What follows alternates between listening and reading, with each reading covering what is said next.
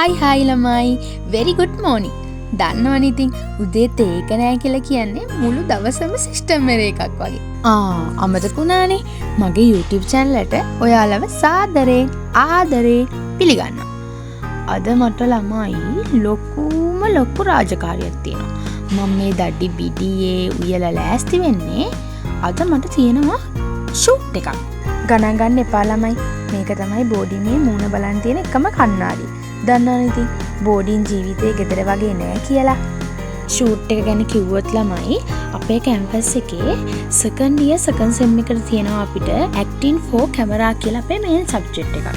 ඒකෙදි වෙන්නේ අපි කැමති ෆිල්ම් එකක් තෝරගෙන අපේ group එකේ කට්ටියත් එක්ක කතා වෙලා characters බෙදාගෙන ඒක ෂූට් කරලා එක්සෑම් එකට පෙන්නලා අපේ ඇක්ටින් වලට ඒ දේවල් වලට ලකුණු දෙන්නේ. හරිද?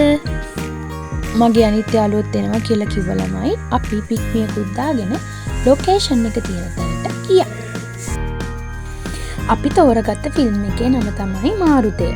ඉතින් ඒ ෆිල්ම් එකේ තියෙන විදිහට ඕන නිසා අපි මුලින්ම සෙට් එක ලස්සනට හදාගත්තා.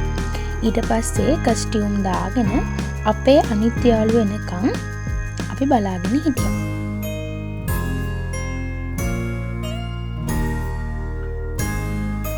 මේ ඉන්නේ මාෂා. එයා තමයි අපේ මේකප් පැත්ත ගැන බැලුවේ. මට තිබුණේ ෆිල්ම් එකේ පොඩි නංගිගේ කැරක්ටර් එක කරන්න.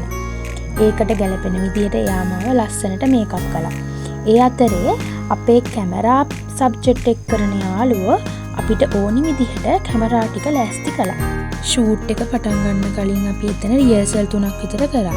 ඊට පස්සේ අපේ ලෙක්චර්ස්ලා එතනට ආවා.